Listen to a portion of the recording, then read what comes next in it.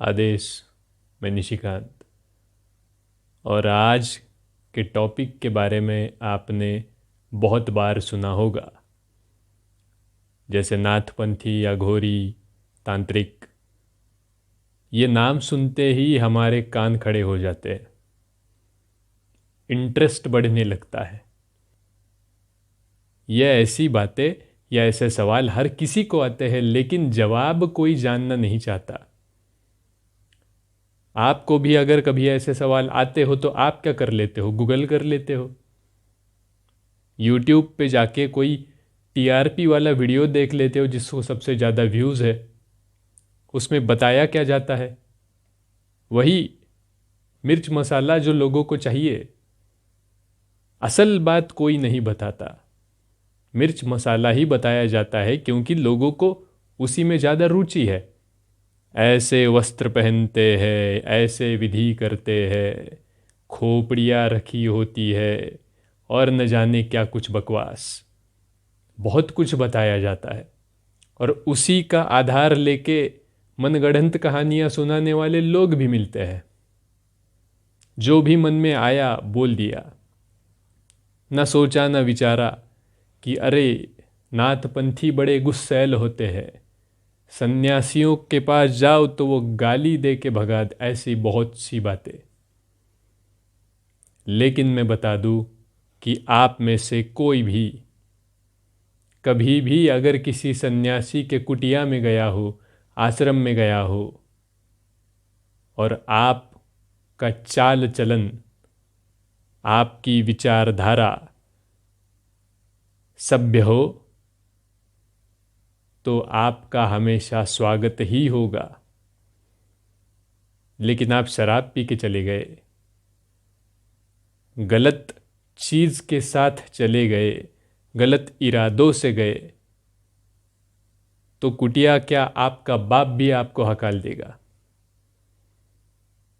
तो बात यह है कि कभी भी आप किसी सन्यासी के कुटिया में जाते हो तो आपका स्वागत ही होता है। सनातन से जुड़ा हर सन्यासी प्रेम से भरा हुआ है, बड़ा ही प्रेम पूर्ण है, सरल है। आपका स्वागत होगा, आपको चाय पिलाई जाएगी, कुटिया में जितनी भी सुविधा होगी। आपके घर से तो कम ही सुविधा होती है कुटिया में, लेकिन बाबा आपको खाना खाए बगैर, भोजन किए बगैर जाने नहीं देगा। इतना प्यार कौन करता है? कोई जान पहचान वाला व्यक्ति भी तुम्हें भगाने के पीछे होता है, लेकिन सन्यासी तुम्हारे अंदर भी भगवान का रूप खोजता है। और तुम हो कि सन्यासी को गाली दिए फिरते हो। देख लो, सोच लो, ये वही लोग हैं, सन्यासियों की बदनामी करने वाले, तंत्र मार्ग, नाथपंथी और अघोरियों की बदनामी करने वाले। ये वही लोग हैं जिनका अहंकार किसी सन्यासी ने मिट्टी में मिला दिया। और यही कारण है, ये आज का नहीं है। आपको लग रहा होगा कि ये आजकल कुछ लोग राजनैतिक एजेंडा लेकर कर रहे हैं कि हिंदुओं की बदनामी करो, लेकिन बिल्कुल भी नहीं। ये हजारों सालों से चलता आया है। जब शासन में हिंदू ही राजा थे, हमारे ही राजा थे, हिंदू राष्ट्र था, तब भी सन्यासियों की बदनामी ही होती थी। यह आज का नहीं है। इसके पीछे भी वही कारण है कि सन्यासी सत्य बोलता है। कोई भीड़ भाड़ नहीं होती उसे। उसे ना आपसे मतलब है, ना आपके समाज से मतलब है। आपसे मीठा बोलने की, आपसे झूठ बोलने की उसके पास कोई वजह नहीं है। जो सत्य है वो बोलेगा। कोई भी सन्यासी हो, आपके गलत को वो गलत बोलेगा और बेबाकी से बोलेगा, स्पष्ट बोलेगा। और वही हम सह नहीं पाते। हम कहते हैं कि अरे ये तो गलत बोल रहा है, ये तो क्रोधित हो गया। क्रोधित नहीं, बड़े प्यार से बोलते हैं, बताते हैं तुम्हें। लोग तो कहते हैं कि अरे नागा नागा, कपड़े भी नहीं पहनते। लेकिन सच तो ये है कि आप जो गंदगी से भरे हो, हर सन्यासी आपको नंगा करके छोड़ता है। उसके समक्ष खड़े हो जाओ, वो तुम्हें बता देगा कि ये रहे तुम्हारे गलत काम, ये रही तुम्हारी गलत नीयत, ये रहे तुम्हारे ढोंग, ये रहा तुम्हारा नकली चेहरा, मुखौटा। इसको तुम हटाओ तो तुम कुछ जान पाओ। ये तुम्हारे भले के लिए है। लेकिन जिनका अहंकार बड़ा तगड़ा होता है वो सन्यासियों को भी उल्टी सीधी बात कहने में आगे पीछे नहीं देखते। और ये हजारों साल से यही चलता आ रहा है। सन्यासियों को छोड़ो, तुम खुद भी अगर सत्य बोलने की कोशिश करो, 24 घंटे सत्य बात कर लेना, पूरी दुनिया तुम्हारी दुश्मन हो जाएगी। तुम्हारे माँ बाप भी तुम्हें पकड़ के मारेंगे, हकाल देंगे घर से। सत्य बोलो तुम्हारी नौकरी चली जाएगी, सत्य बोलो तुम्हारा बिजनेस ठप हो जाएगा, सत्य बोलो तुम रहते जगह से हकाले जाओगे, पूरी दुनिया तुम्हारी दुश्मन हो जाएगी। तो सोचो, जो सन्यासी लाखों साल की परंपरा से सत्य ही बोलते आ रहे हैं, उनके बारे में यह समाज कैसे अच्छा बोल सकता है। हमने इतनी गलतियां की है कि हमने शास्त्र का न अभ्यास किया, न पढ़ा है, न जाना है, न हम भाषा जानते हैं और कुछ भी बोलने लगते हैं। शास्त्र में बड़ा प्यारा शब्द है अघोरी। अघोरी कहा गया है भगवान शिव जी को। बड़ा ही प्यारा शब्द है, लेकिन हमने उसे निगेटिव बना दिया। हमने उसे जैसे गाली बना दिया। अगर कोई इंसान कम से कम भाषा भी जान लेता, थोड़ी भी भाषा की जिसे जानकारी है, उसे पता चलता, तुरंत पता चलता कि अरे अघोरी का अर्थ क्या होता है। देखो, तुमने घोर ये शब्द तो सुना होगा कि घनघोर बारिश हुई, घमासान युद्ध हुआ, घनघोर युद्ध हुआ, घनघोर बादल छाए थे। तो घोर का मतलब क्या होता है? घोर का मतलब होता है डरावना, डराने वाला, जिससे तकलीफ हो, जिससे भय उत्पन्न हो, जो पीड़ा देता है वो घोर। और जिससे न कोई पीड़ा है न कोई भय है, उसे अघोर कहते हैं। तो हम कितना उल्टा सोच बैठे हैं, हम कितनी गलत बात सोचते हैं, गलत बात बोलते हैं।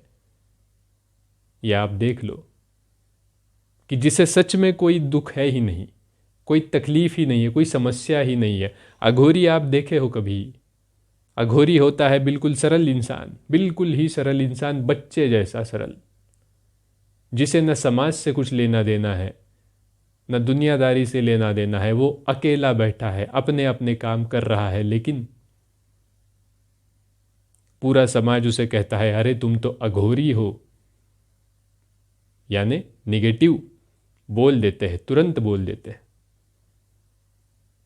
ऐसा ही एक शब्द है वाम मार्ग। तंत्र को कहा गया है वाम मार्ग, शास्त्रों में वर्णन है। अब वाम मार्ग भी ऐसा ही शब्द है जैसा अघोर। बड़ा प्यारा शब्द है, लेकिन हमने उसे भी गलत बना लिया, उसे भी निगेटिव बना लिया। वाम मार्ग का मतलब शास्त्रों में वर्णन इतना अच्छा है वाम मार्ग का। वाम यानी बाया, यानी लेफ्ट। और शास्त्रों में जो तथाकथित पंडित लोग हैं, उन्होंने बचपन से सबको यही बताया, बचपन से ही संस्कार देने शुरू कर दिए। आपके भी घर वालों ने आपको बोला होगा बाएं हाथ से नहीं लिखते, बाएं हाथ से कोई काम नहीं करते, बायां हाथ अशुभ होता है, बायां हाथ गलत होता है, बाएं हाथ से कभी भगवान की पूजा नहीं होती। ये आया कहाँ से? अगर पूरा शरीर भगवान ने बनाया है तो बायां हाथ का इस्तेमाल नहीं होना चाहिए, ये गलत धारणा आई कहाँ से? इसके पीछे भी शास्त्र में ही जवाब मिलते हैं। हमारे साथ हुआ यूं कि हम सब लोग शास्त्र नहीं पढ़ते, उसे सोचने की, उसके ऊपर चर्चा करने की हिम्मत हम नहीं रखते। हम निर्भर हो जाते हैं जो लोग पढ़ लेते हैं और हमें सुनाते हैं। उनका जो सुना है, उन्होंने जो पढ़ा है, उन्होंने जो सुनाया है, उनका सुना हम सच मान लेते हैं। कभी आपने बचपन से ये पूछने की हिम्मत की है कि बायां हाथ क्यों नहीं? अगर मैं लेफ्टी हूं तो लेफ्ट हाथ में इस्तेमाल क्यों ना करूं?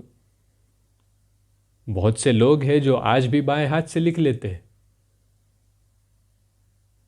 लेफ्टी लोग बहुत से हैं, लेकिन उन्हें बचपन में क्या बताया गया? वो तो जिद पे अड़ गए, इसलिए उन्हें कुछ लोग बोल नहीं सकते। लेकिन जो बचपन में तो लेफ्टी थे, लेकिन उनको मार मार के राइटी बना दिया गया जबरदस्ती। क्यों? यही गलत धारणा कि लेफ्टी लोग गलत होते हैं। वाम मार्ग ये जो शब्द है, उसका गलत अर्थ बताया गया। उसके पीछे का कारण भी क्या था वो भी मैं आज तुम्हें बताऊंगा। वाम मार्ग का मतलब है जो बाएं हिस्से का काम करता है, जिसका मार्ग बायां है। अब इसमें भी लोग कहते हैं कि बाया यानी बुरा, दाया यानी अच्छा, लेफ्ट यानी गलत, राइट यानी सही। ये भी बताने वाले लोग जरूर राइट ही रहे होंगे। दुनिया में जितने भी राइट हैंड यूज करने वाले लोग हैं, उन्हें हमेशा लेफ्ट हैंड वाले लोगों से तकलीफ रही है, और यही सच है। वाम मार्ग ये शब्द का अर्थ भी इसी में छुपा है, उसके पीछे की कॉन्सेप्ट भी इसी में छुपी है।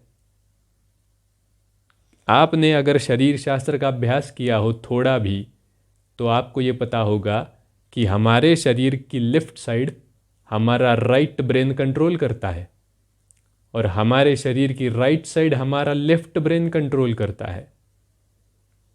तो लेफ्ट ब्रेन जो हमारी राइट साइड कंट्रोल करता है, जो राइटी लोग होते हैं, उनकी विशेषताएं क्या होती है, उनके गुण क्या होते हैं? कि वो गणित में बड़े कुशल होते हैं, वो हिसाब किताब अच्छा कर लेते हैं, वो विज्ञान ज़्यादा अच्छे से जानते हैं, जितनी भी बाजार वाली बातें हैं उनमें वो कुशल होते हैं। 2+2=4 उन्हें पता होता है। जितना भी लिखित है उस पे उनका भरोसा होता है। तो जितने भी कैलकुलेशन वाले काम होते हैं वो राइट हैंड साइड वाले लोग, राइटी लोग बड़े अच्छे से कर लेते हैं। और दुनिया में मेरे हिसाब से 80% से ज़्यादा लोग हैं वो राइटी है। राइट दिमाग से जितना काम होता है, राइट हैंड से, लेफ्ट दिमाग से जितना भी काम होता है, उस पे पूरी दुनिया निर्भर है। और पूरी दुनिया, 80% दुनिया उसी पे चल रही है। हिसाब किताब, गणित, कैलकुलेशंस, बाजार।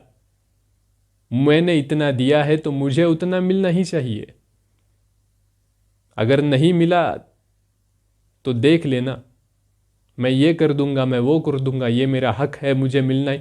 ये हो गया सब राइटी लोगों की बातें। लेकिन जो लेफ्टी लोग होते हैं, जिनका राइट ब्रेन बड़ा स्ट्रांग होता है, वो होते हैं रेयर केस। लगभग 20% लोग होंगे जो लेफ्टी है, शायद कम भी हो सकते हैं। तो लेफ्टी लोग जो होते हैं वो होते हैं क्रिएटिव।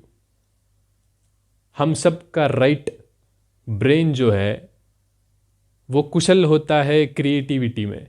वो कवि हो सकते हैं, वो चित्रकार हो सकते हैं, वो कुछ भी हो सकते हैं। क्रिएटिविटी की हर चीज़ वो कर सकते हैं। वो म्यूजिशियन होते हैं, वो मूर्तिकार होते हैं, वो अच्छे लेखक होते हैं, और इन्हीं से दुनिया डरती है। उन्हें कभी कोई नौकर नहीं बना सका, उन्हें कभी कोई गुलाम नहीं बना सका, और उनका कोई भरोसा भी नहीं दे सकता। और इसी के वजह से राइटी लोग लेफ्टी लोगों से डरते हैं। और यही राइटी लोगों ने ये प्रोपोगंडा चलाया है कि लेफ्टी गलत होते हैं। लेकिन असल बात यह है, शास्त्रों में लिखा है कि वाम मार्ग यानी क्रिएटिव वे, वाम मार्ग का मतलब होता है क्रिएटिव वे। तो जो वाम मार्गी है वही इंसान तांत्रिक बन सकता है, वही इंसान सन्यासी बन सकता है। The most creative person is तांत्रिक। जिसका राइट ब्रेन सबसे ज़्यादा एक्टिव है वही अध्यात्म में आगे बढ़ सकता है। वही बन सकता है नाथ, वही बन सकता है अघोरी, वही बन सकता है तांत्रिक, वही बन सकता है सन्यासी। यह हमारे शास्त्रों में लिखा है। क्योंकि सत्य बोलने की और बेबाकी से सत्य बोलने की ताकत उनके भीतर है। किसी के मतलब में फंसे बगैर सत्य बोलने की ताकत उन्हीं के भीतर है। राइटी लोग, जिनका लेफ्ट ब्रेन स्ट्रांग है, वो लोग डरते हैं, उनका मतलब बीच में आ जाता है। तो शास्त्र में वाम मार्ग बताया गया है, जिसकी बड़ी तारीफ की है, बड़ी प्रशंसा है कि वाम मार्ग जिसे हासिल हो जाए, समझ लो कि परमात्मा की कृपा है उस पर। और हम क्या समझते हैं? वाम मार्गी यानी निगेटिव, गलत। यही धारणाएं हमारे शास्त्रों में जो अच्छी बताई गई है, तथाकथित लोगों के वजह से हम गलत मान बैठे। हमने सरासर गलत मान लिया। हमारे तांत्रिकों को, हमारे सन्यासियों को। आप खुद को क्रिएटिव मानते हो, आप क्या क्रिएटिव होगे? सबसे बड़े क्रिएटिव तो तांत्रिक है। आप सिर्फ शरीर के साथ, मस्तिष्क के साथ क्रिएटिविटी कर पाते हो। बाहरी दुनिया में आप क्रिएटिविटी करते हो, चित्र बना लोगे, कविता बना लोगे। बाहर से बाहर का रास्ता या फिर थोड़ा भीतर से ज़्यादा बाहर का रास्ता तुम्हारा है। भीतर थोड़ा सोचते हो लेकिन प्रकट बाहर ज़्यादा कर लेते हो। ये हो गया नॉर्मल जो क्रिएटिव लोग हैं उनका रास्ता। लेकिन अनंत से लेकर शून्य तक और शून्य से लेकर अनंत तक जो इंसान चला जाए, वो है most creative person of the world, यानी तांत्रिक, यानी सन्यासी, यानी नाथपंथी या फिर अघोरी। जो शरीर के पार चला गया, जो मन के पार चला गया। और जो मन के पार चला जाता है, उसके मन में सिर्फ और सिर्फ, उसके भीतर बस प्यार ही प्यार होता है, बाकी कुछ नहीं होता। जिसे बुद्ध ने कहा है करुणा, जिसे कृष्ण ने कहा है प्रेम। ये क्रिएटिविटी के लक्षण है।